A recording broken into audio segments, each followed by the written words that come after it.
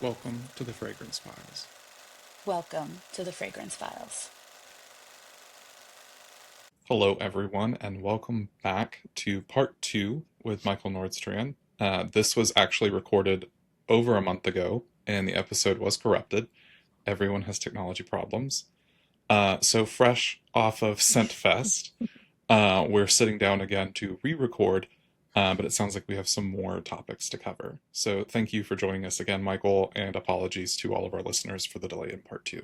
Yeah, great to be here. And I'm not mad to have a second go at something. Maybe I can be more eloquent this time. So Yeah, we'll and see. there's definitely more that have has developed over the past month, so I'm kind of glad we're doing this now and getting some more information out there. But let's jump in. When we left our last episode, we kind of started touching on the subject of authorship and what that means in the world of fragrance. So when people talk about fragrance, they typically talk about the brand, but rarely the perfumer. So why do you think that is? I think perfumers, by our very nature of what we do on our day-to-day basis, is think so much about what we do as an art form, as a science. It's all of these things that kind of come together to make our career very unique to us, and I think widely appreciated by many people, even if they're not aware of it on the day to day. And that's because we typically work on what are commodified art forms, products, things that you can buy. A lot like fashion. Like a lot of people might wear, a little black dress, but they might not know that originally it might have been Dior or Balenciaga. They don't necessarily know the names. They might have heard the names. Of course, now I think when people think about Balenciaga and a dress, they think of more of like hefty bag than Yeah, classical. Anyway, pretty much. uh, yeah, right. The thing that I think is easy to forget is that there's somebody behind that, and it's not really just the perfumers behind it. There are many things that go into that product ending up on a shelf and smelling like something you would want to wear and talk about. So I don't think it's in most cases, in my experience anyway, it doesn't seem like it's because people don't want to talk about it. I think it's because it doesn't always occur to people. It doesn't necessarily always register for them or rank highly on the radar. And I think when I've had conversations with people whose content, for instance, that I admire, writing I admire, um, those people often respond in a way that is very open and understanding of, you can almost see the aha moment when you speak with them. And I think those are really great conversations. And I'd like to have more of those. And I'd like to also hear from not perfumers, but from everyone else that participates in what is a broader ecosystem about what are pain points for them? What are pluses for them? How do they operate within the confines of what they're doing? And how can we reach across to each other, understand each other better, and then ask each other better questions and hopefully improve all of the different areas that fragrance touches in our lives? So, when you're talking to authorship, it's more than just attributing a perfume to the person who made it. It's really opening a conversation about the inspiration and the process and how people are consuming it. Right. Absolutely. It's as cerebral and as artistic as any other medium of artistic expression. It's To me, it's like, how do you understand Mark Rothko without understanding who he was, that he existed, that he did what he did for multiple reasons, and that even just the way he thought the painting needed to sort of control you rather than you sort of viewing like a small portrait of something, and being able to decide I like it or I don't like it, I respond to it or I don't. He wanted it to sort of command your presence, and even to the degree of lighting rooms very dimly except right around the artwork, meaning you have to be close to it to view it. And I think like his color field paintings, people can sort of see them on the internet and sort of dismiss them or in a book. But he never intended them to be shown that way, because if it wasn't sort of arresting your whole attention, then it might lose the communication that he wanted you to have, the emotion, the experience that you were meant to have. We're a little bit luckier with a lot of perfume, provided the audience is sort of open to it, of giving them a fuller experience, something more visceral, because smell just goes right in. It gets in whether you want it to or not. I mean, whether it's like a Clinique Happy or something that I never want to smell, or it's a beautiful, amazing creation that you have smelled before and it brings something back for you. We can sort of reach in and touch something in people that I think is easier to do sometimes than other art forms.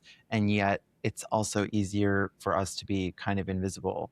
There's more of us now out in the limelight.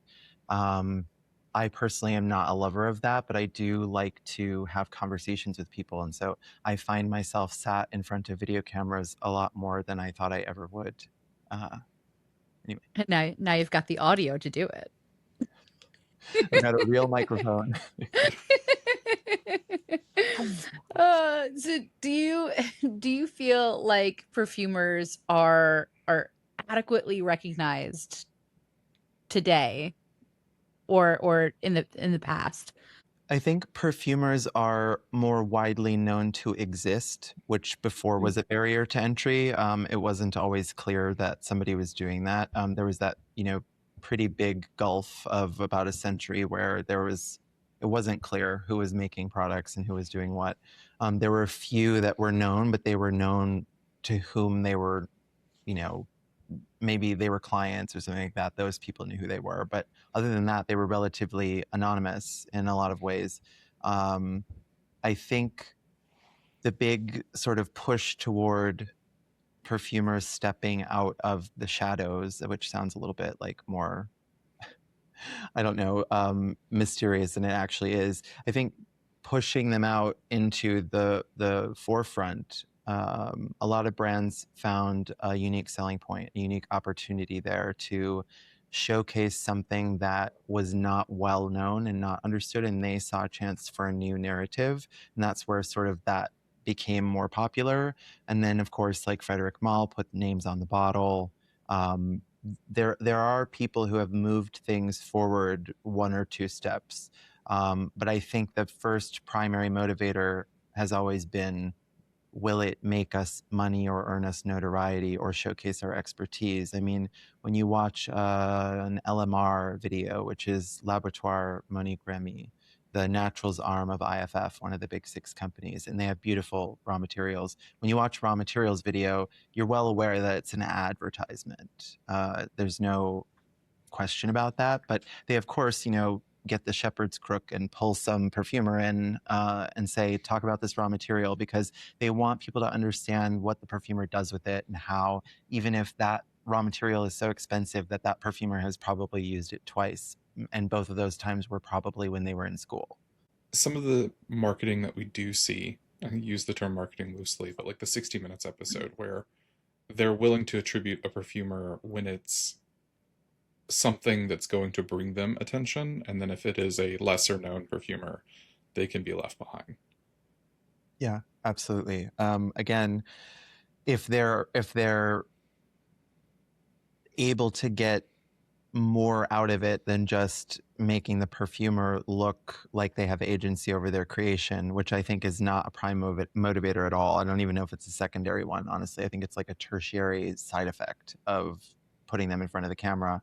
I think that they see dollar signs, and that's really what, I mean, let's be honest, that's what drives this multi-billion-dollar global industry, is money. A lot of us we're trying to make a living, of course, but that also creates odd tensions and gaps in knowledge and things that don't really make sense too. And so the fact that there's still so much marketing, narrative, all of those things being driven toward make the consumer dream a little bit, but don't necessarily like science isn't as sexy as art, maybe. I think they're both equally sexy, but a lot of people might gravitate towards something that feels less cerebral in a lot of ways. And so I think the marketing, thank you, Francois Coty, is to just sort of make people use their imagination and touch their emotions And that's led to marketing around sexualizing perfume and or orientalizing perfume fantasies, selling you something that you can't get at your local drugstore, or maybe you can. It's just always a kind of carrot stick situation, like dangling, getting somebody to sort of follow it.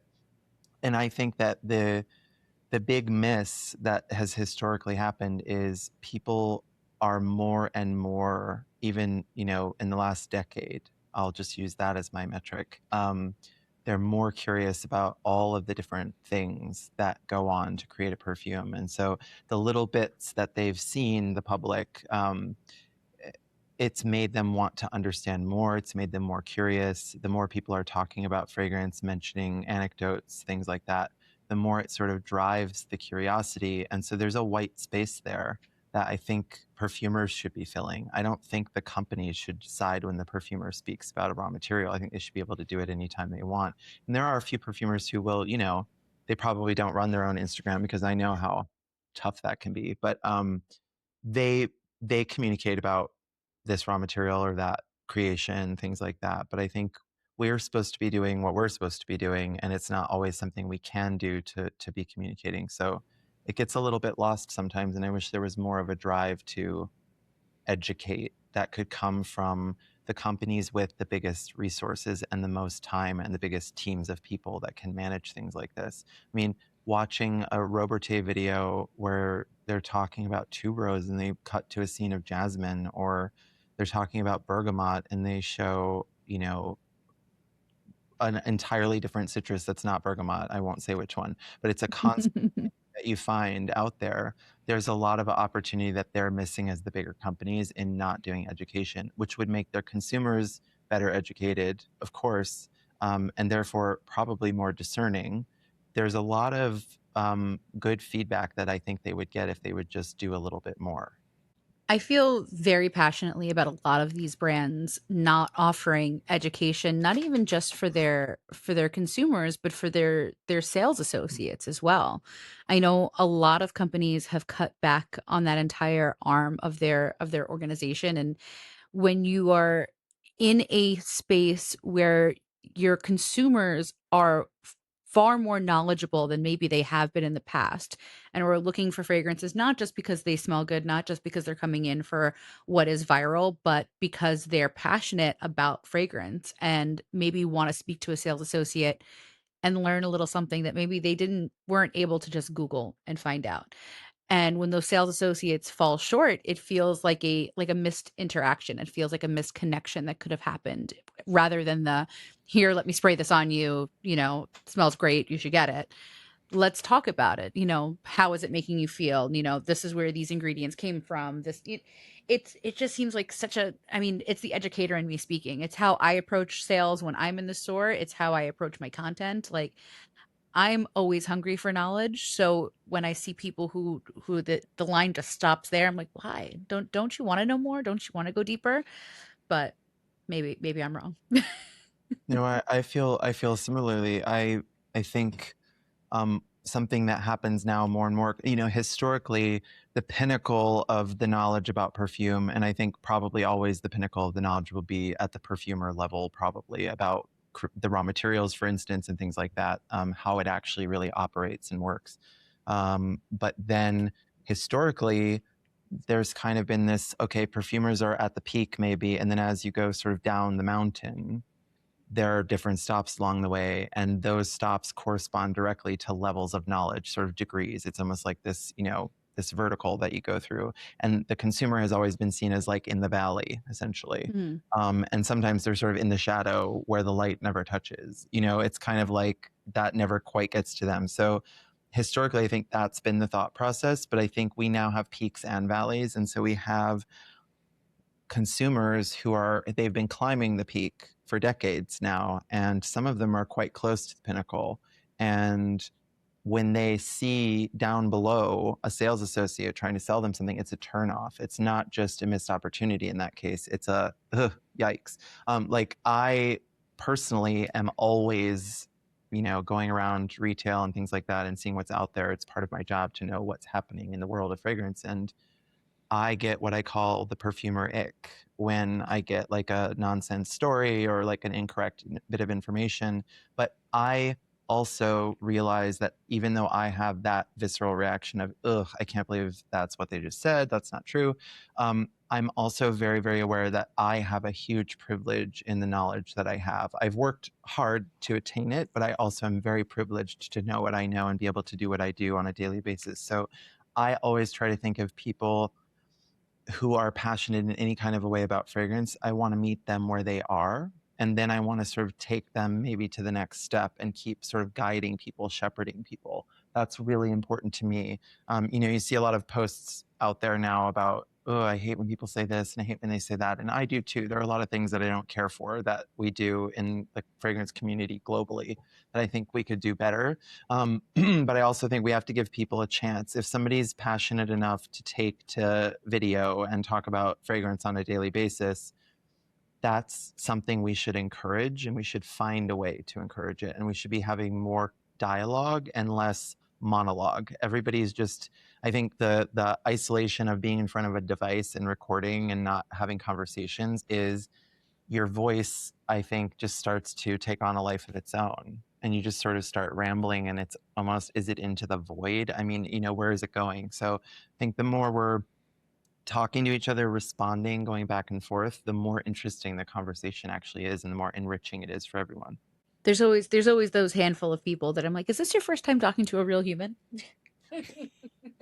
That's how I feel most Mondays, to be fair. Yeah. But I still try my best. Yeah. I do think it's interesting, one of the points you made around Rothko.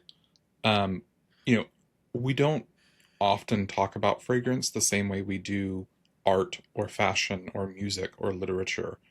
You never hear someone saying, here is this great masterpiece of an oil painting by the Medici family. Right. We don't, I mean, can you we're not like, imagine that? Like Cosimo de' Medici, this painting. It's unimaginable that, yeah, I can't believe that. Yeah.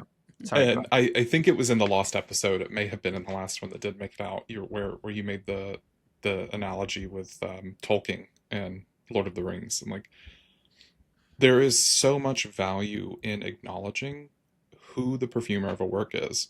Outside of the marketing aspect, it can be, as we titled the episode, a vehicle of discovery. Yeah. Because you get to learn more about why and how and who is behind this fragrance. Yeah, the people's personal motivations, their background, their experience as human beings, their emotional experience, their often oblique path to perfumery. I mean, there aren't all the perfumers in the world did not go straight up the ladder, from chemistry to perfume school to internal school and or junior perfumer, etc. A lot of them did something else before. They were chemical engineers, or they were philosophers. There are a lot of different people who have come to perfume, at whatever stage that they're at in their life, often as a second career, even if that was a more early on adoption of a second career, a pivot, whatever gradation of that you want. To me, that's fascinating because there are often times where you can tell in some way, as a perfumer to perfumer, this perfumer must really care about this thing, or there must be this aspect to something that they experience or that they think about. I think of Hugo Charon at Man, who's very musical. And there's something quite lyrical about the way he approaches a fragrance. And knowing that is something that can unlock, I think, another level of what he does, another access point for people to understand. And, like you said, it's just kind of strange that that doesn't feel like, not only like just a proper context, but like a vital aspect of what you might consider around the fragrance. How does it feel for you when you see your work discussed without mention of your name? It's tough. And it's not an ego driven thing because the work does speak for itself. I think my work can stand on its own and it can be successful. Kind of like, if Hieronymus Bosch had never spoken to you, Josh, you would still love this painting because it's absolutely sublime. So I think you can have an appreciation of something that I've created or that another perfumer has created without having the name attached to it. For someone like an independent perfumer, and to some degree even a perfumer in a big house, knowing that that name is attached to that creation, it could allow people to understand that that perfumer is someone that they like, whose style that they admire, and therefore they could sort of follow them around. Another vehicle of discovery for us. But when I see that my name isn't mentioned, I kind of think, hmm, I saw somebody the other day who has nearly 400,000 followers, which to me is absolutely unimaginable. It's wild. Talking about a fragrance that launched recently, and I thought, gosh, what if I got one client from that? Because I'm trying to keep the lights on at my studio, right? Like I have employees, I have, things that I have to do, I have bills to pay. So oftentimes, if somebody mentions my name or the studio or something like that, it means that one or two clients that are looking for a perfumer find me that maybe didn't find me before because, I was told by a 21-year-old a couple of years ago that having however many followers I have on Instagram, you can check and tell me later, is like having 0 followers. So out of the mouths of babes. But that's sometimes it's as simple as I really need more business, and it would be great to just have even if you don't want to talk about the perfumer in a video or something like that, just sort of a tag or even the name, whatever version of that it is. There are sometimes where it's a bummer because sometimes people really loved the fragrance. They have something amazing to say. They've written something beautiful about it, something that feels like we actually talked, the two of us, that person and me. And I never see it until somebody else finds it or I come across it by accident. Sometimes many years later, I've come across something like that. And I feel sad because I feel like there's a connection that we could have had. And it's like you said, Michelle, it's a misconnection, it's somewhere that like we could have had a beautiful conversation about this. We could have enriched each other's lives by having a chat or just discovering each other's love of fragrance, or there's so many things we could be doing if we were talking to each other more. Going back to the idea of vehicles of discovery and taking it back to the comparison to not mentioning an author of a book. When you read a book that is life-changing, you follow that author. You read more Forever. of their books forever.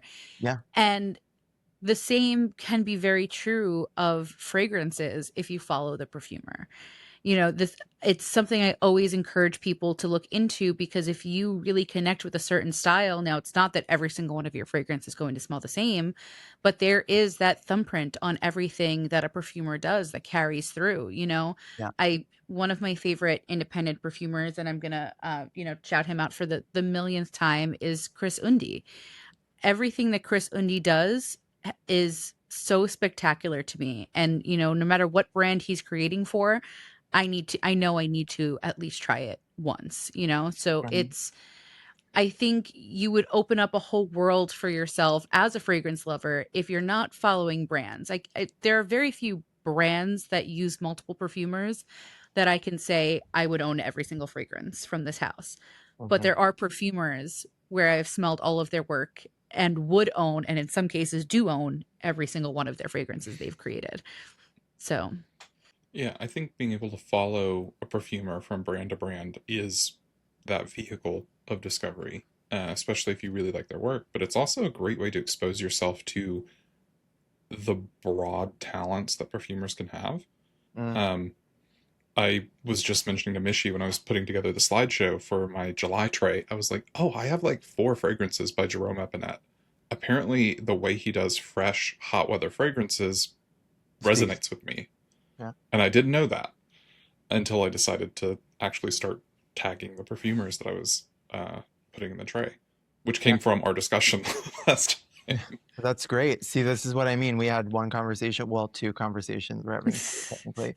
But that is all sometimes it takes to get people's curiosity piqued and have them looking around and considering more layers to something. And I think what I actually notice is a lot of people will try to gauge by the notes that are listed for a fragrance whether or not they'll like it.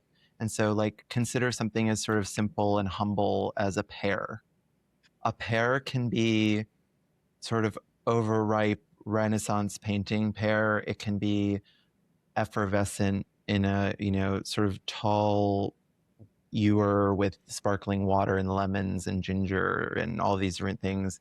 It can be the most floral, beautiful pear tree and blossom. There's so many ways for the perfumer to treat a simple note that it's not describable in one word in that way, that I think people get really not intimidated. Some maybe do, but I think some of them get a little bit sort of lost in translation around, well, it has pear. I love pear in fragrance. Therefore, I will hopefully like this one. And then they're like, well, the treatment of pear in this one was not for me.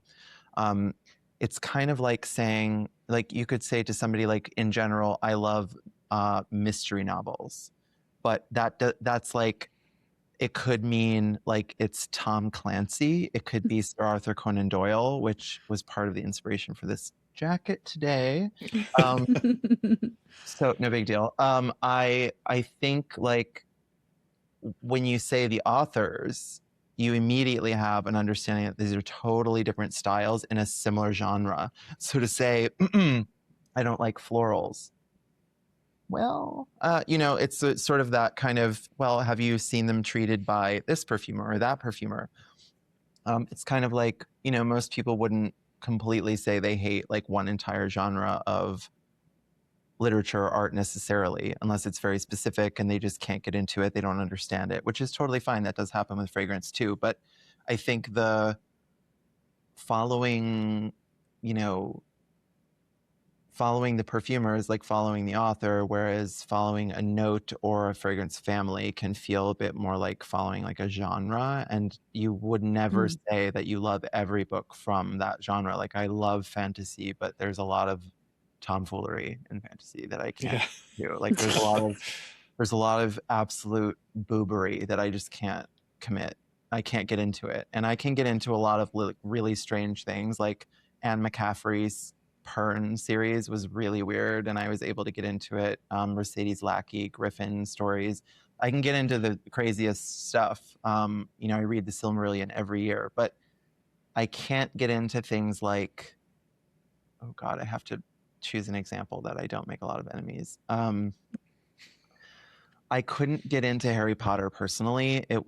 I think I aged out of it before it got to me. And so I always felt like it was pastiche. It was always sort of knitted together. Like as a lover of mythology and a lover of older works, I couldn't get into this idea.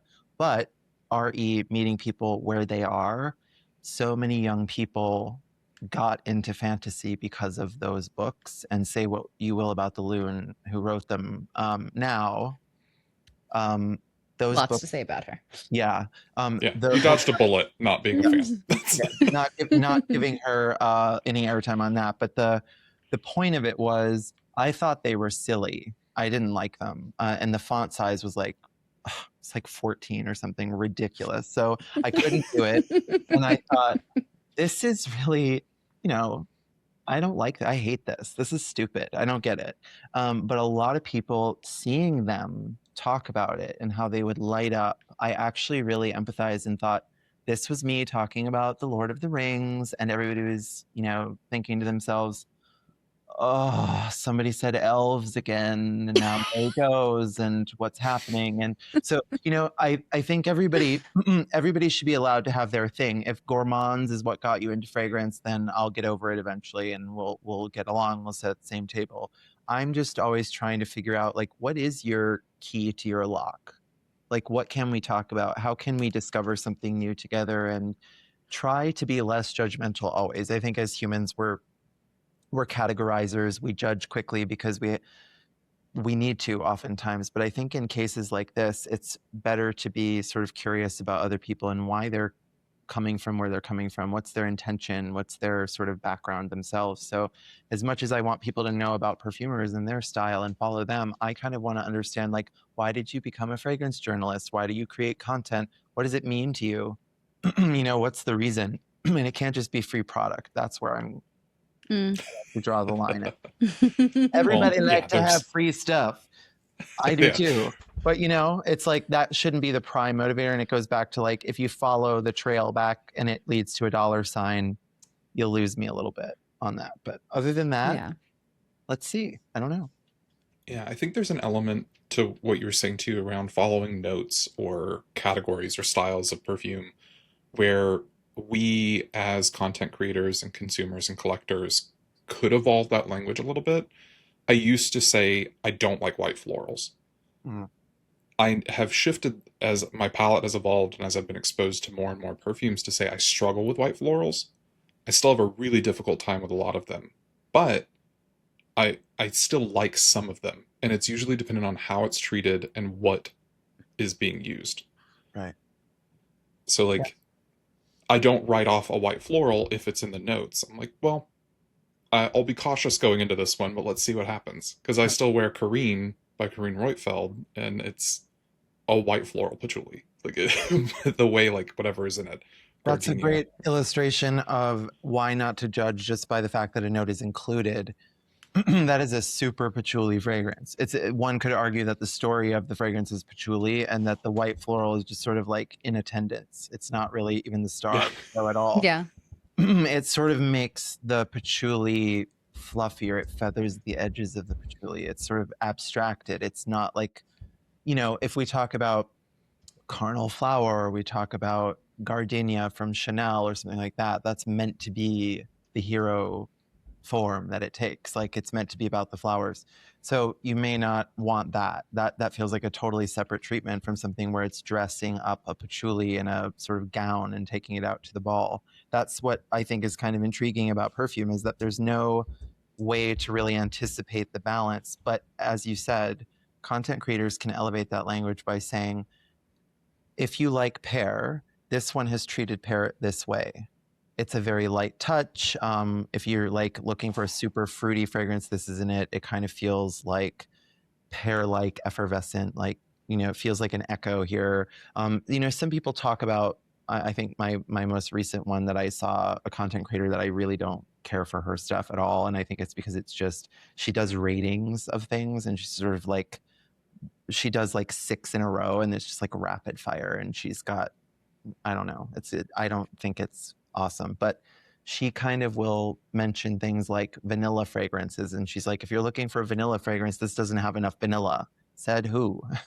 So there's like these kind of, she doesn't say, well, she doesn't qualify, like in 6th grade math, they said, show your work, like you have to show me how you got to that result, that answer. Why do you feel that way? What about the balance overall of the perfume? Um, how does it feel, the gestalt of it, the entirety of the picture? What do you think about it in that way, the treatment of vanilla in total? And then also the temporality of the fragrance. Like most people are spraying it for a video and then they're saying what they say and they're reading a Fragrantica note list that's sticky noted onto their computer and they're just kind of going through and sort of phoning that in. I think in a lot of ways, there's some people doing that. And because you can see the eyes sort of darting to the side and you're like, oh, okay, that's what we're doing. So that's interesting. But the idea of, I started wearing this fragrance a week ago when I received it in PR. Just say that. We know you did anyway. The evolution of this fragrance, like I put it on at the beginning of my day, and this is like, follow me around today as I wore this perfume, is more interesting to me than 16 sprays and like getting into your eye and trying to cover that and like your eyelash falls off and there's just all of these things that like could it be happening that are distracting to me. But I'm thinking, okay, but like you're making one judgment right in this moment with us, but how did it feel later? Like did you come back after a long day and you had sprayed it in the morning and you actually smelled a little echo of it in your boudoir? Like what did you find in that fragrance, and what found you because you were wearing it? And what did it feel like to be sort of inhabiting that fragrance that day? Or there's so many ways we could talk about fragrance more as like a real narrative, not just like the narrative that the perfumer or the brand wants to tell you or sell you, but what was your narrative? Like some of my favorite content is when somebody tells me a personal story about a connection they made or a memory they have, or even when it's something absolutely savage or wackadoodle crazy. I just really am entertained much more by that and a personal story that's creative and feels meaningful than a metric, like lasts this many hours, does this thing, achieves goal. You know, it just feels like you're sort of like ticking off boxes on a list. And who made that list? Wasn't me. So, since we're talking about content creators, why influencers sometimes will tag the perfumer, sometimes will mention the perfumer, but why do you think that they're mostly left out of the culture of credit? I honestly have thought a lot about this topic, obviously. I really don't think there's one reason. I think for some people, there are multiple reasons, multiple factors at play. I think for other people, like I said, it's just they haven't thought of it that way. And when somebody Mhm. mentions it, they have their aha moment. I think the one area that I'm like relatively certain of, and that will be the area that would be the most difficult to affect change, is people who are doing it to just make money and have Mhm. content that like drives their fame or notoriety, whatever they think of it as, drives monetization. I think if you want to solely do what you do for monetization purposes, it doesn't mean that you don't love fragrance, doesn't mean that you don't care at all. But I think if that's the biggest motivator and that's what it all boils down to for you, then crediting the perfumer doesn't really get you anything typically. Whereas if you truly have a passion for something, and this is another layer to that, and somebody talks to you about it, it's hard for me to imagine most people would say, I don't want to do that, because it's actually, as much as everyone, no matter if they've smelled the fragrance, worn it 100 times, or they're just experiencing it for the first time, everybody goes, double checks the notes. They don't want to be off if they're talking about it, because, people can be kind of savage in comments and things like that about inaccuracy, or, your point of view versus their point of view. There's a lot of that. Everybody goes and checks, and in a lot of places the perfumer's name is right there. You just didn't, you had like 3 more inches to scroll down and it was there wherever you go to check those sorts of things. It's also something that Google can tell you and spit back out quite quickly as well. It's not very hard to find. You just have to sort of use the right search string to add perfumer into the mix, like who is the perfumer who created fill in the blank. It's quick. It's as quick as any other research you could do, and a lot of people, I think it was Mintel that did. They published some survey results around like what people were actually Googling, and the top one was the notes, right? Obviously, when they were going to review content for perfumes, but people would also look at where to buy it. Of course, that makes sense. They would look up, you know, the brand associated with it. They would look up the founder. So there was like all these sort of metrics. And then all the way down at the bottom, again, you had to scroll 3 more inches to find it, was this sort of almond sliver. And it might not have been Mintel now that I'm thinking about it, but it doesn't matter. There was this sort of like maybe under 1%, like a non-zero sum, but not far off, of people looking for the perfumer. And so when you think about how many millions of people engage with fragrance, and then how many, let's say hundreds of thousands to be, avoid any kind of like overblown statements. If you think about all of those people and all of those Google searches and what those numbers actually look like, the amount of people that even under 1% that are doing it, it's not insignificant, but it does show up in the way that people interact with fragrance on the internet. You can kind of see it mirrored in the way that they talk about it and the things that are important. And, what a lot of people who follow content creators want, and their audiences want, is to know if they should buy that perfume. That's what they're really looking to be told. And I think that's because a lot of people are afraid to decide for themselves. And I think we, as perfumers, as industry people, we should have been giving the consumer agency. We shouldn't have been telling them what gender it was for. We shouldn't have been telling them some drama about some ridiculous thing that's meant to be in the fragrance. There's no way that there is. There's all of these things that we don't really need to do to sell fragrance. It can kind of sell itself if we allow it to. And so we don't give the consumer and the wearers of fragrance, we don't give them enough credit, and we don't think that they're maybe worthy of education. I'm talking about like as an industry when I say we, which I'm a part of, whether I want to be or not for that reason. I don't think of people in that way. I think we should give people the chance. Every person should get an equal opportunity to learn something about fragrance and to be interested. And we should be platforming that, and we should be talking about that.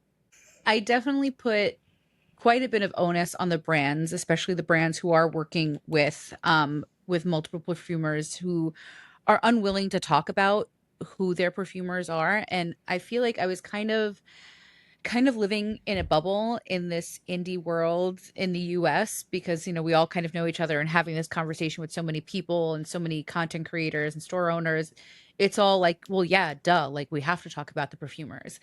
And when I went to Essence is the first time this bubble really kind of like popped for me, where I was speaking with a brand that I was really interested in learning about them, and wondering why I haven't seen them around. And in talking to the owner, we were jiving really well. He said he was the perfumer of all of them. I'm like, great, tell me more.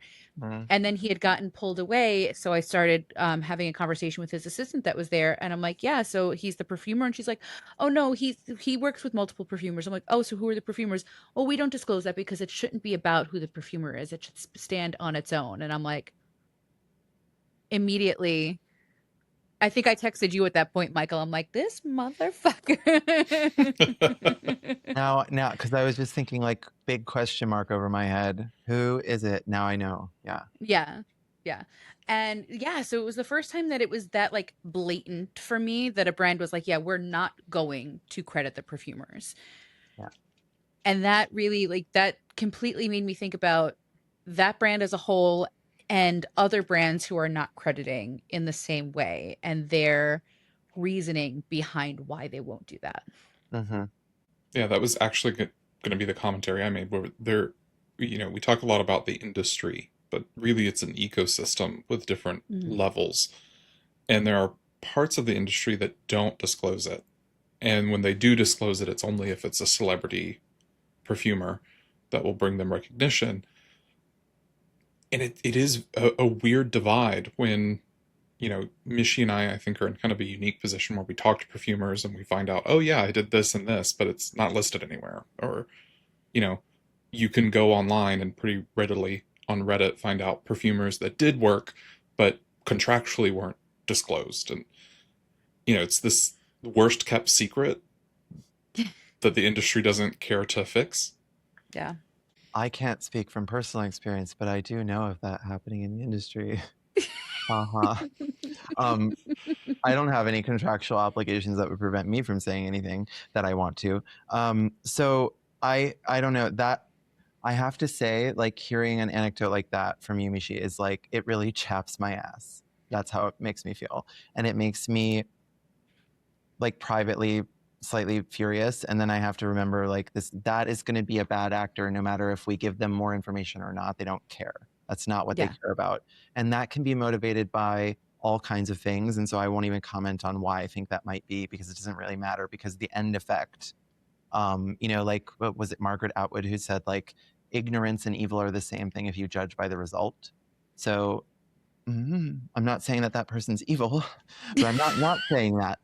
So I think that part, yeah, like when people do stuff like that. But something else there was a brand that a lot of people were warbling about at Scentfest SF, and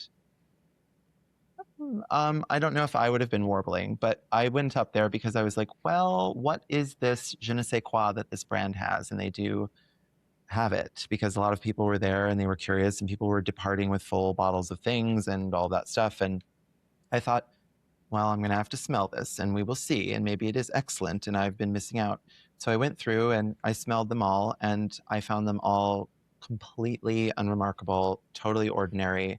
One was maybe like, I would elevate to kind of interesting if X number of things had been changed. But the overall idea of the brand to me was interesting visually, and the concepts around it were interesting. But then there was like a failure to launch in terms of the juice inside. And so I didn't really think that was great. And so immediately the perfumer in me is thinking, well, who was tasked with this, working with the brand? Like, because when you work with a brand, you are not the only voice in the conversation. You are part of a dialogue. Again, another kind of dialogue. And sometimes that dialogue gives you more agency and sometimes it gives you less. And so I can commiserate with perfumers who've created something that felt like their work was sort of winnowed down, or, sort of like the middle of the middle of the middle into entropy. It was sort of like just taken to this place where they felt it was mediocre in the end, and there were mods that were way better. And so I could commiserate. But I said to the the gentleman that was running the booth, "Who's the perfumer behind this one?" Because this was the only one that I thought I would even lift in my hand to even have a conversation with anybody about. And he looked at me quizzically like that was a very odd question. And I kind of furrowed my eyebrows and I said, "Did I lose you? What's going on?" And he was like, I don't know. I think I was there for this moment. I think I You was were, across from you. actually, now Okay. that I'm Yeah. thinking about it. Yeah. And I took to my phone immediately, and in 2 seconds I had the answer. And yeah, it was you. That I just said it was so and so, who I won't mention. And what is wrong with you? You can't answer basic questions like that. That should be, it should be written there to begin with. But if it's not, the person running your booth for you, because it wasn't the brand owner, that gentleman that was No. there, it was just some guy, I guess. I don't know who it was, but that's something that I do find a lot. I think sometimes brands are missing an opportunity to have a new customer by not having anything to say. He didn't even have anything interesting to say about the creation, which is a crime because it's right in front of him. Although, now that I think about it, my read on the brand might have been the same as his read. And he was like, "This is a job. That's why I'm here." So again, I'm trying to always consider where people are coming from and how I could meet them where they are. I did think about going back and saying, there's these websites where they actually put the perfumer, and you might be curious to know, like, this one and this one worked on this. And then I thought, no, then you seem like Laura Dern in Enlightened, if you've seen that show, having like a nervous breakdown every episode. I can understand how that feels sometimes, because you're like, come on, you guys, care. I just want people to care. I want to be agents of change. Agents of Change could be the episode name. I don't know. Agents of Change, Vehicles of Discovery. I love it. Kind of Lots of crack, right? taglines. Yeah. Do you think we'll ever reach a point where perfumers are as well known as creative directors and brand owners? Yes. And I hope to be partially responsible for that. And I'm ready. My body is ready. I really think that we are in a very interesting bloom of a large part of the industry that was overlooked because it was smaller, but it's growing exponentially year over year. And everybody is now paying attention. Everybody is interested to know what is happening with this indie boom, or whatever you want to call it. You can label it whatever you like. The point is, there are more voices, there are more conversations happening, and that's a good thing. I think people are ready to start talking about what's next. And I think that typically we've looked at these bigger companies and some big brands and things for what's next. We've looked to them for the future. And I think now they've been sort of measured and found wanting in so many ways that, people are deciding to do it themselves, or, go forth and adventure and find new things that nobody's telling them about. And this sort of sense of adventure, I think, is part of that vehicles of discovery conversation. But I think for agents of change, it's about, some people are finding themselves sat in this ecosystem and saying, some of this doesn't make sense. Like, where's the connective fiber? Like, I want to find the mother tree. Like, what I want to understand what's going on here. How are we all connecting, and what's going on behind the scenes? What does it mean to participate in some kind of a way? And am I making meaningful change? And so, thinking about how to get people talking about the more important topics, the human topics, the non-monetization topics, that aren't always sexy, and they're not always easy, and it's hard to be diplomatic, and it's hard to sort of not take sides, or be too firm with people. I think we should just be thinking about how to have the conversation, of course, but what we want to be talking about. What are the topics that are important? Because a lot of different people in a lot of different parts of this ecosystem have different thoughts that I want to know about. Yes. Yeah. I think one of the things I thought was most interesting, especially during the panel that you were on at Scentfest, was, the question around AI and perfumery. And it was a very, there was like a ripple through the room as the question settled, not because we don't have opinions on AI and perfumery, but we were at an event where two different booths were AI perfume kind of focused. And there's this gulf between the consumer and the industry and the perfumer with AI.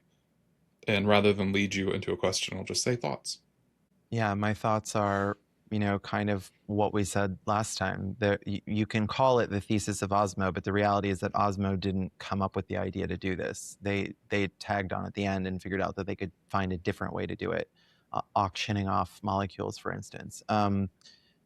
Their vehicle of discovery happens to be a Waymo that doesn't have a driver, which still freaks me out. But the idea of the situation is, and their thesis, like that they've both the founder and the master perfumer behind it have said, is that we need more, exponentially more, and we need all of these things. They're telling us what we need, which is historically what the fragrance industry has done. And they love to write copy about the fragrance industry hasn't done fill in the blank here in this many decades or years or centuries or whatever they want to say, and that we're doing it the different way. Well, that's interesting that you say that, Osmo, because in fact, you're being as shallow and pedantic as any other company has been in telling us what we need and what we should be doing, and that AI is inevitable. And that's kind of where I went with it on the panel. I mean, I just didn't even let the other panelists talk first. I was like, I have to say something because I was sat there getting warm about it. You Yeah, look I like you did were about to post the explode. image of you physically biting your knuckle before you got a chance to Yeah, speak. you can cut to that if you want to. I give you full permission. Um, the feeling that I have about it is quite visceral because I'm not anti-technology. I'm not a conspiracy theorist. I don't buy into any of that stuff. Like I said before, typically I'm curious and I want to know more. The problem that I've had with AI, and I've been having these conversations for 18 months. We're going on 20 months now. So it'll be 2 years soon.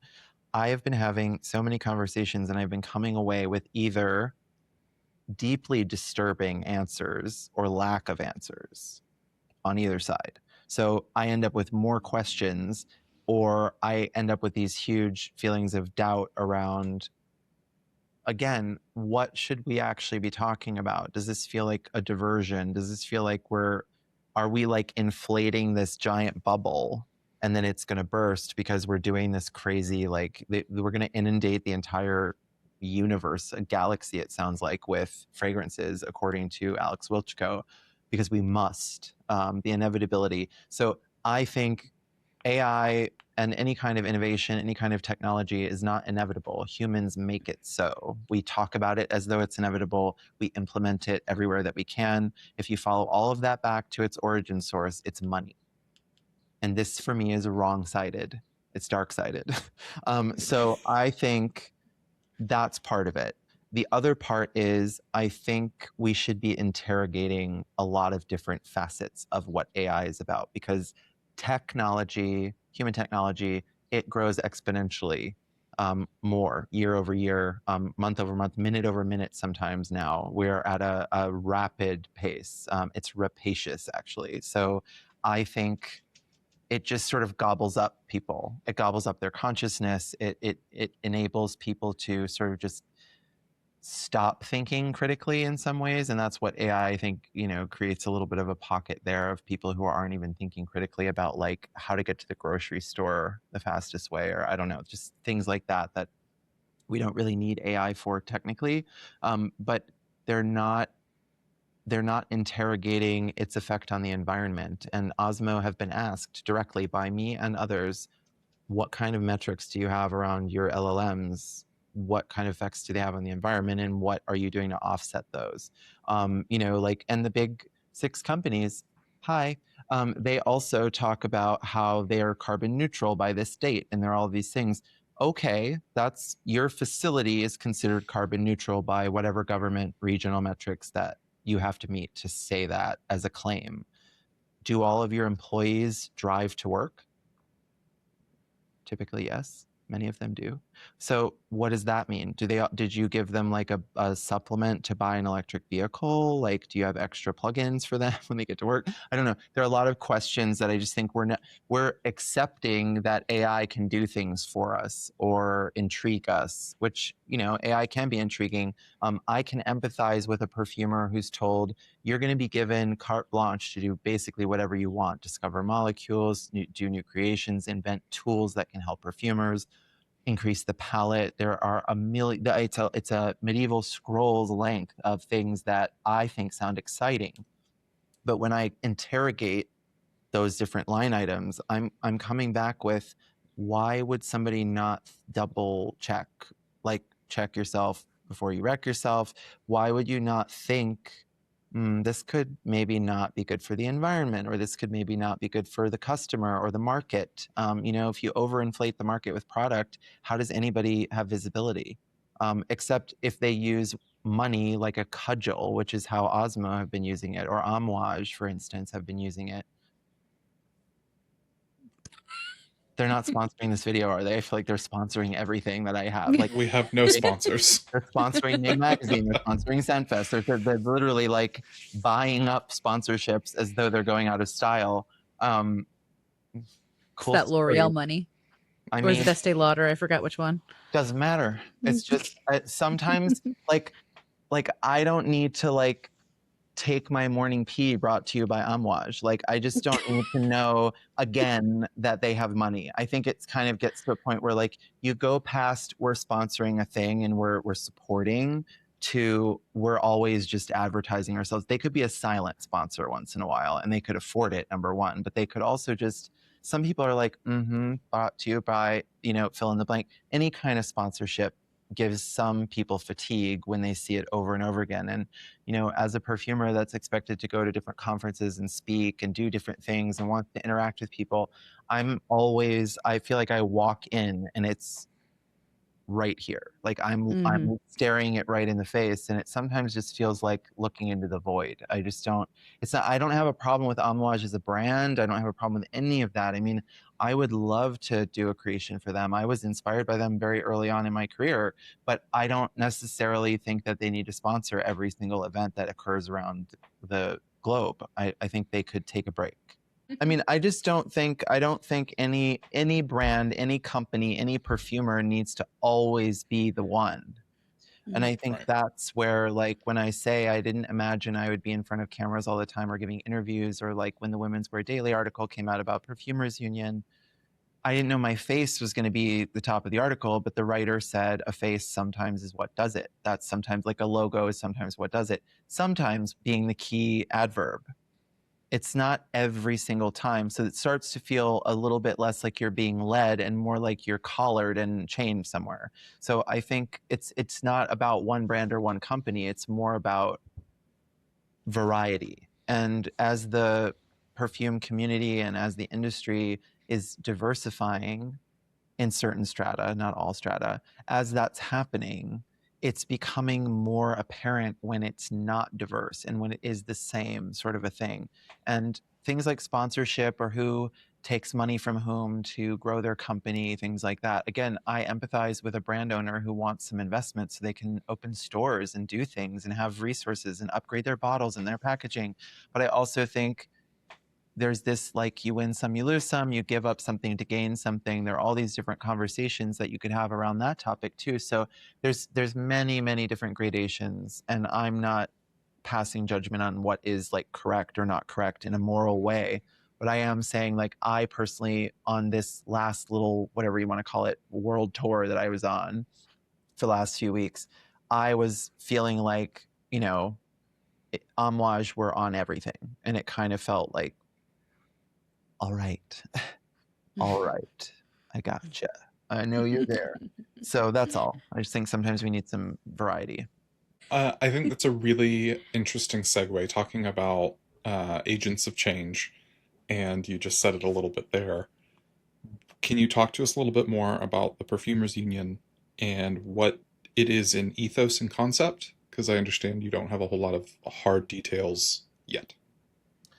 Yeah, so the Perfumers Union, and the name is Perfumer Forward because I'm the one that decided to do it, and so that feels like a rallying point. And when I said maybe the perfumer is on the peak of the mountain in terms of what we see and what we know, um, there's much we don't know, of course, but there's a lot that I think we have some powers to be agents of change, and I think that could be a way of sort of introducing the topics that I think are important for people to be talking about.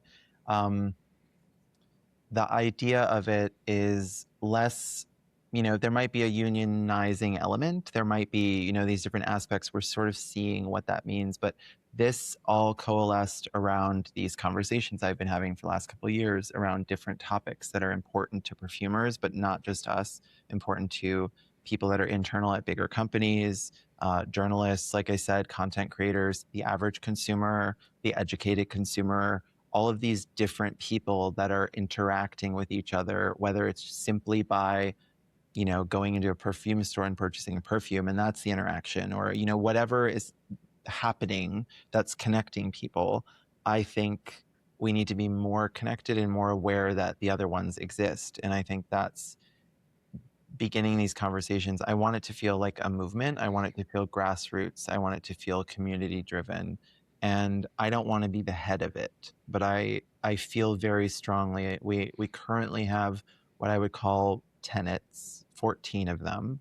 And we're in a community sort of beta round with different people that are in different aspects of the industry. And so they've commented on different aspects of what I kind of put together, it was based on some of my own opinions, of course, but also where that was underscored by other colleagues that I have that I admire and that I respect, or other people that I've spoken to in other areas of the industry. I started to codify them into these sort of like, they're not commandments, but they're sort of guidelines, they're feelings, they're sort of announcements that this should be this way in our opinion. This is something that we feel strongly about, like authorship. It is a pretty small ask to say credit the perfumer, and it should never be occluded. So often in these tenets, what I'm finding that the shape that they're taking is, here's sort of a guideline of what the thought process is, and here's like one or two absolute no-nos, but within the rest, it's like the beginning of a conversation. So it's not commandments, it's not written in stone, it's none of that. It's all sort of thinking prompts, and there are some hard stops in it, like perfumers working for free shouldn't be doing it. There should be no prospective work in perfumery. The big houses can do it because the fine fragrance arm is arguably the prestige arm and makes the least amount of money for those companies. Flavor, wellness, skincare, beauty, those are the big money makers, not fine fragrance. It's the smallest piece of the revenue for most of them. So it's really interesting to have this business model where somebody can go in there for free, and the perfumers, they can afford to pay them salaries and benefits and all of that, and have no development fee, and then they just have a large minimum and they mark up the concentrate, and that's how the business model has worked for ages. That works for a big company, but when you have a small company and the limited resources, prospective work is not, a brand shouldn't come to me and ask me to work for nothing. Imagine, again, it's all, I come with an analogy every time, and I think we're going to have these with the tenants because it's illustrative in a way that is very difficult to just simply explain. Imagine that you're a photographer working for Vogue magazine. Do you only get paid for the one photo or the 5 photos that are in the editorial spread, or do you have a day rate? Mm-hmm. And like, the answer is there's a day rate and there's royalties on the other side of it. When your music is licensed as a musician, and historically music had this problem where people weren't being credited for things and weren't being licensed out. I think, the advent of Spotify and Apple Music means some people do get lost in the liner notes because there aren't liner notes. I mean, you can go and find them in the app, but do people go and do that one extra level of discovery? Not always. So I think the compensatory structure, while I won't define it for everyone working in the space, what I will say is there should be one. If your compensation is PR, or if you feel that that's enough compensation, that is up to you. It's not for me to tell you what you're Mhm. okay with, but you should be able to point to somewhere instead of just, outer space, which is where I'm usually pointing, and say, it's not normal that you don't want to pay me for my work. And it's, I've literally been sitting in front of someone 3 feet away from them, and they say, why would I pay you a development fee when I can walk out of your door over to Firmenich and work with Frank Focal? Couldn't tell you, honestly. Why would you? You wouldn't. It's not for me to tell you what to do. But I also think like there are independent perfumers of similar size or slightly larger or smaller than I am who are having conversations like this too. And for Hmm. some of them, especially some that are in the EU, and I don't think it's through any fault of their own. Again, I'm not passing a judgment, I'm making an observation. They are working with this perspective structure whereby they're only paid when the client orders concentrate. And that's only, the client might limit the price of the concentrate, meaning their markup in order to just survive and not be totally in the red on that project and only maybe slightly in the red or get to neutral is either they have a huge amount of volume and they can expect to get something from that, or they have to really cut costs on the ingredients. And, it's not to say that an expensive ingredient is a great ingredient.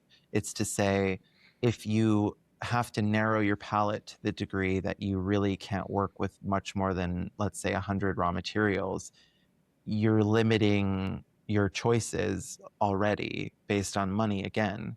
And I don't think that that is the right sort of way to do it.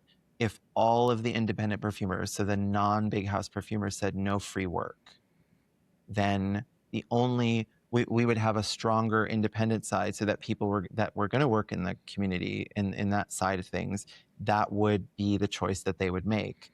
And then it would be sort of like a free market economy. Like it would be, whatever the fair price was. I'd love to publish like salary ranges or compensatory range structures like they do for Graphic Artists Guild or other similar guilds and things like that.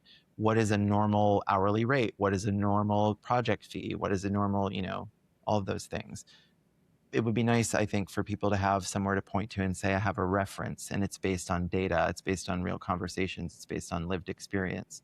That's something I want to do. So there are a lot of these tenets that are like that. They say, there's a problem that I've identified or that we've identified now as a community.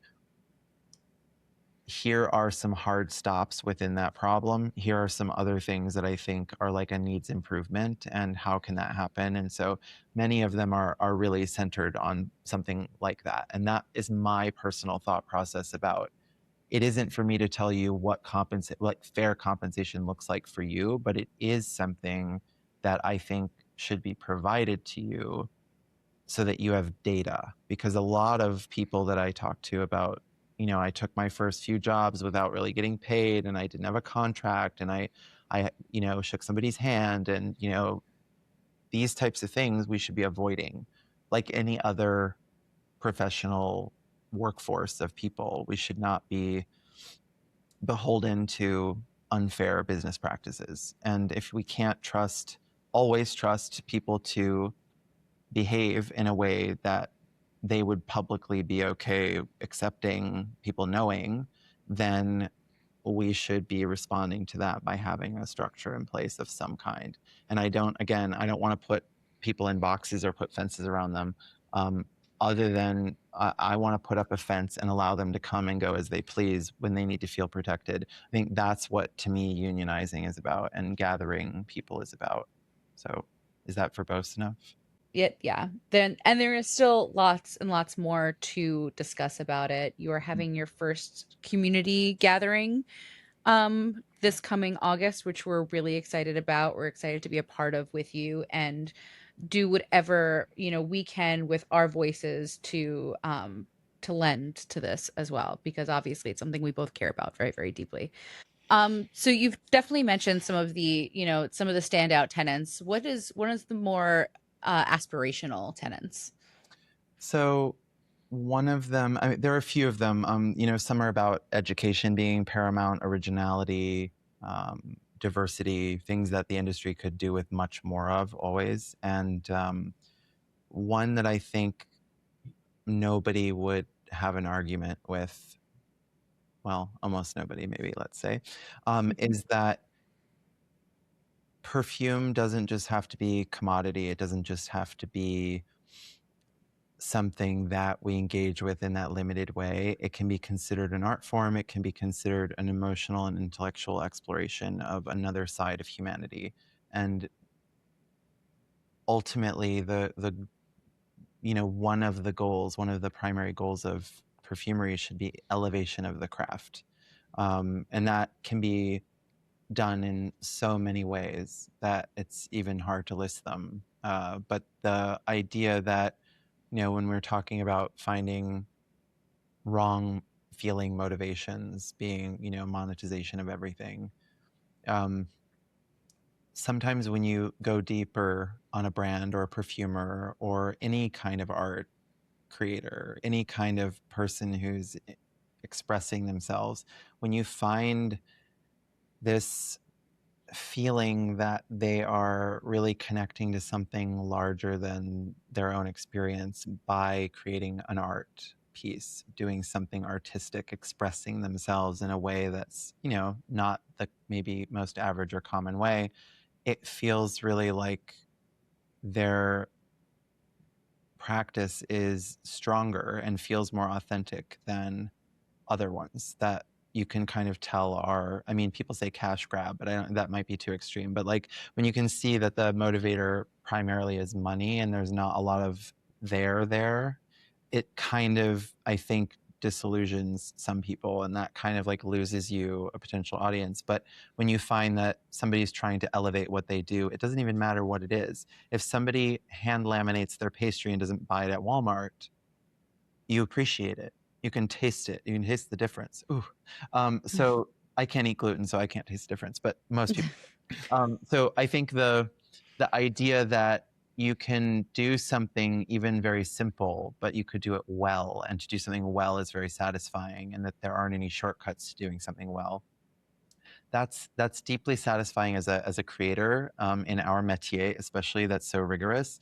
But it's also deeply satisfying for people discovering that, even if they're not totally aware that that's the whole part of why it means something to them too, is that you're actually touching worlds and sharing something across all kinds of things, with each other. I think that's really, really cool. And when I have that experience, I mean, I created that ghost whale perfume for Senyoko, and a very close friend and confidant of mine and a perfumer, she cried.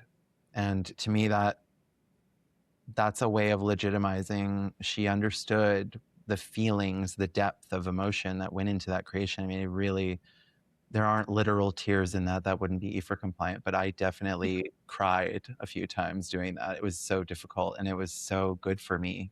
But there's a real meaning in that. And I think you don't have to cry over your creation because you're so frustrated, or you don't have to do it the way that I do it. But a lot of people want, I think, to elevate what they do too. And I think that deserves more pride of place in this industry. It should be talked about more. Agreed. 1,000,000%. 100%. We would Yeah. not have been able to go on for nearly 30 episodes at this point if fragrance to us was merely just a commodity and not the art of it all. Yeah. I think it's why the community is so passionate about fragrance and the way that it is.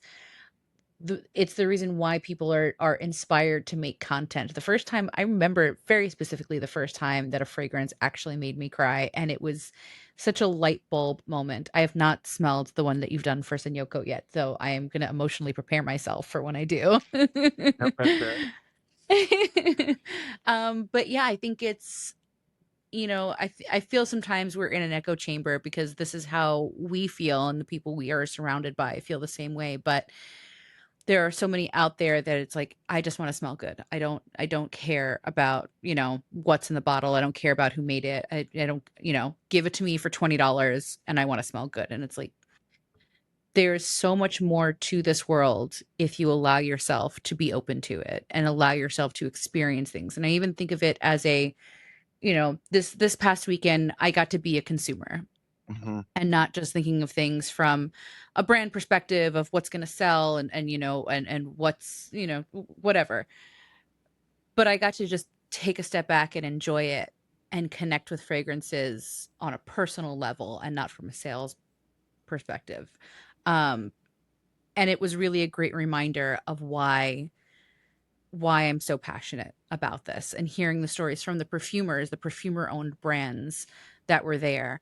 Uh, it's and I see our role as content creators as not to not to step in and be the first one to talk about it or the first one to put you on, but to elevate that art and let people know that this art is out there, for these brands that don't have these huge marketing budgets to be sending hundreds of free bottles to people, or, you know, billboards in Times Square or what have you. And because it's the art that is the most meaningful, and it needs our voices Mm. to be out there.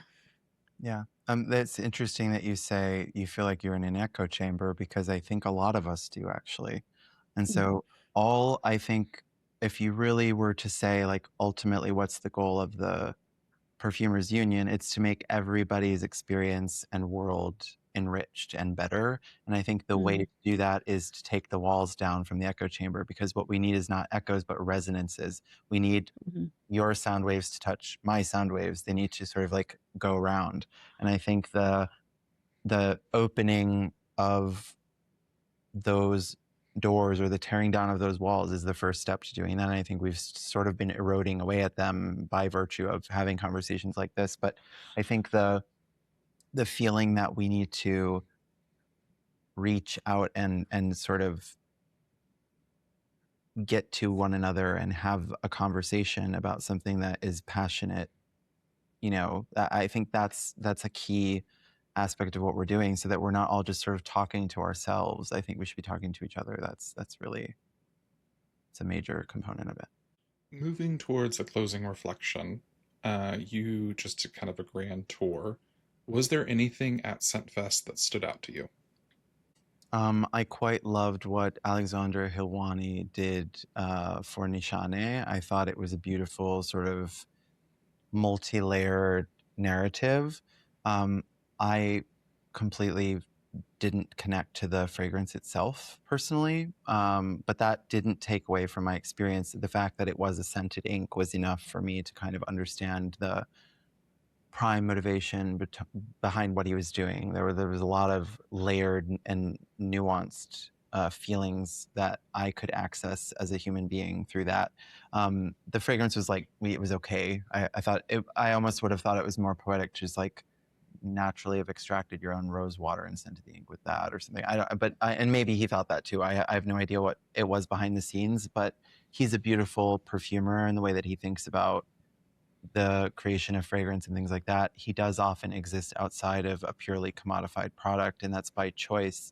Um, I think that was very, very beautiful. I also did, like Mishi said, I connected with brands where the perfumers led the charge or were featured in some way, not because, ooh, we were featured or they were featured. It's more about, it was part of another layer, another access point, another touch point that I could sort of say, oh, okay, I understand this even better now. I did my panel at WPC with Qianlei Feng, who does Voice from the Sky, and has Double Horse raw materials ingredients based in China. Got to do that panel with him, and then came up and experienced his fragrance that he just finished creating for Gigi Day. Talea, and it's around chrysanthemum, and it's part of the Conversazioni, the Conversations collection. And unbeknownst to me, the last few months since Paris Perfume Week, I had met Adam. I didn't know who he was immediately. I just thought he was a very nice gentleman, named Adam, which he is, to be fair. But he's the owner of one of the owners of Gigi Day, and I ended up meeting all of them this time, and we were having our own conversation about what the next creation would be, and the topic is something quite massive. When I talked to him about it, I was very intrigued, but I was also I felt nervous, which I don't usually feel when I'm going to, engage like that. But I was nervous primarily because it was a conversation that he felt I would be perfect to have as the perfumer.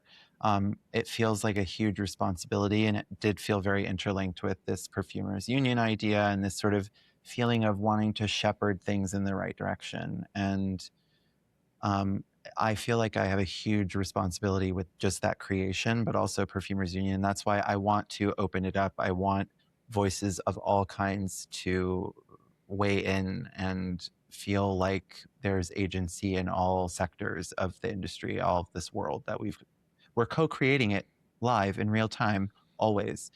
If you are wearing fragrance to bed, if you are talking about it when you get up in the morning, there's also so many ways that you can engage with it. I want to keep doing that. I want to keep enriching this world that we've built together. So I'm hoping that, we can sort of usher the world into a slightly different direction than it's been steering. I don't want to hit an iceberg. So There was definitely lots of fun things to discover. I think I really enjoyed meeting Mauricio, the perfumer behind Planet and I'm Planets and Herbcraft and Perfumery. Herbcraft. Yeah. Knowing that we come from a similar background and just seeing his craft and his take on things. He is such a lovely human with such an interesting perspective. I was really I had to stop myself from buying multiple bottles because I really enjoyed not only the conversation with him but the fragrances as well. I continued my current obsession with everything Hildy Soliani, who has made me fall in love with gourmands again. I think I had come way far away from them for a very long time. Sorry, Mike. I understand, Michael. You're not a gourmand person, but But for um, her, I would be yeah. I mean, spicy milk. she spicy milk, man. I'm That's right convinced. there. I don't know. That's right I'm there. so blown away. So I did purchase another from her, and it is one of her chocolate ones. It is absolutely insane. I I must I smell. am I haven't smelled it. really piss poor at Italian, so I'm not gonna butcher it. Um, but and then there was a moment where Josh and I attempted to film an episode, which I don't think is gonna air because we were so god awful exhausted that it was quite shit, honestly. But so we did a blind smell of samples that we picked out for each other, and the first one that Josh gave me, I immediately loved it and clocked right away. I'm like, this is such an incredibly well balanced gourmand. I wouldn't be surprised if this was Hildy Soliani, and I nailed it right on the head. Yep. Out of like the 15 samples, I think that was like one of two that we got right the whole night. Yeah.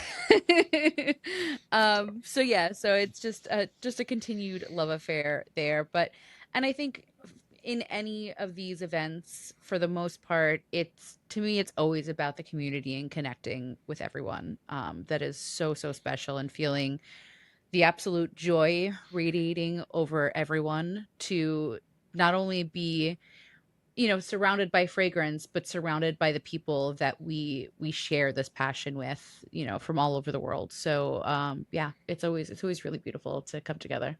I know we're gonna have a whole episode talking specifics on Scentfest, but I think some of my highlights were smelling the upcoming Whispers of Melancholy collection by Scent Drunk, of which you are Yes. one of the perfumers, I am. as well as several perfumers that we know and adore. So that was very cool exposure to that entire collection.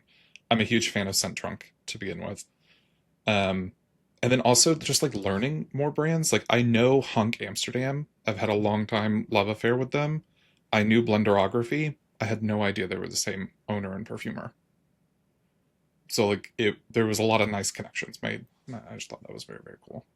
Yeah. Connection is cool. I know when you, again, when I say like, I think people are ready to have more aha moments. And if we can sort of like, you give an aha moment by saying, "Oh, did you know about this thing?" Or perfumers do it too. We run around and we've like learned a factoid or something. It doesn't have to just be about raw materials or something like that. It can be about, did you realize so and so did this? Or we talk the same way that you do when you're at a conference or an event. We just sort of run in slightly different patterns where we overlap sometimes, but I'd love if we were all kind of running a little bit more in parallel occasionally, like more often. It would be nice if we did that.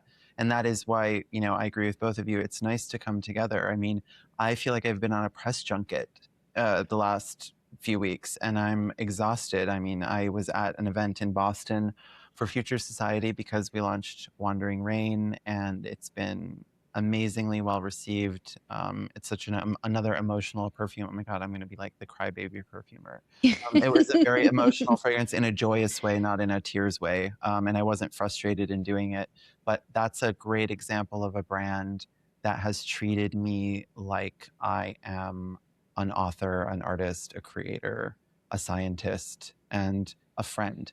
And that sounds corny as hell to say it that way in that order. But that is honestly the way that I feel. The team are always lovely to me, no matter if I'm talking to the people from purchasing. I mean, I got to meet Jose that works in purchasing at Arkea, the parent company of Future Society. He was beside himself to smell mods of the next fragrance that we're working on, which will release in holiday. This is not a paid promotion. I'm really excited because we have a little bit of a shorter timeline on the second fragrance and we're really in it to win it. And it has been really fun so far and it's only been a few weeks. Well, thank you so much for joining us again, Michael. You're always welcome anytime you have a topic. Can you let the folks listening and watching know where to find you online? You can find me on Instagram at Michael Nordstrand Perfumer. And you can find me through my studio's website, mythologiststudio.com. You can also occasionally find me popping up in a video somewhere or an awkwardly taken photo where I'm making a weird face that I shouldn't have made. So there's also that. Any of those are good. Google also does work. It does come up with some interesting results. Thank you so much Thank for you. listening, everyone, and have a great night. Okay, love you. Bye.